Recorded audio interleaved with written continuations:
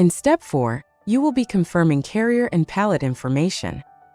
Note that you'll only see this step if you're shipping pallets. For pallet shipments, start by confirming how many pallets you will be shipping. Then select Print to generate FBA fulfillment by Amazon Pallet ID labels. These are different to the FBA box ID labels you applied in Step 3. For labels will be provided for each pallet. Apply one label on each side of every pallet, centered and near the top. You can now schedule pickup and hand off inventory to your selected carrier.